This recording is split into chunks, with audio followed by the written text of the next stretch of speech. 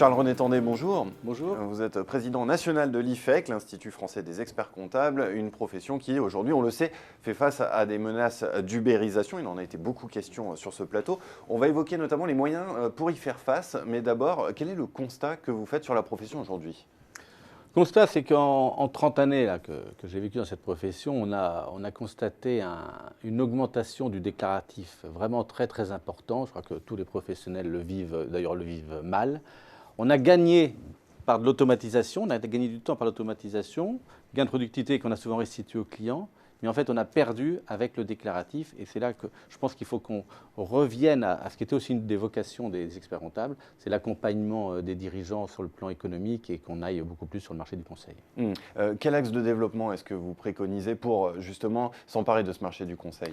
Je crois qu'il faut à un moment être tout à fait clair et reconnaître les spécialités, parce qu'aujourd'hui, c'est un expert comptable généraliste. Donc généraliste, c'est réducteur et on est dans le déclaratif. Et il faut qu'on aille vraiment sur la reconnaissance des spécialités et qu'on identifie bien que l'expert comptable, c'est un véritable conseil dans un certain nombre de domaines de ses spécialités. Alors je me souviens du passage de Philippe Bonin sur ce plateau, vice-président de l'IFEC. Il nous expliquait que la communication autour de la spécialisation des experts comptables était interdite par la déontologie. Alors comment est-ce qu'on surmonte cet obstacle ? Oui, c'est vrai, il a raison évidemment, c'est interdit. Je crois qu'il faut faire évoluer nos textes. Alors l'évolution des textes, eh bien, ça passe aussi par le Parlement, bien souvent. Et j'avoue qu'au moment de la loi Macron, j'ai pu constater qu'il y avait une faiblesse importante de notre profession en matière de lobbying. Et on n'a pas vraiment été vainqueur sur un certain nombre d'articles dans ces débats.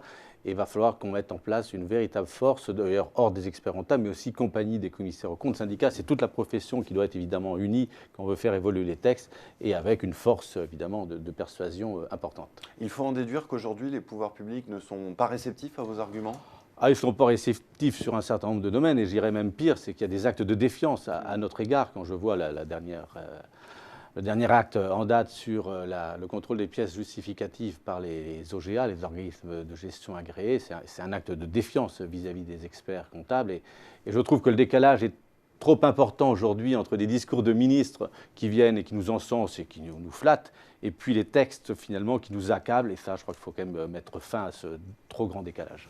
Écoutez, le message est passé. Merci beaucoup, Charles-René Tandé, pour ce décryptage. Merci. Merci.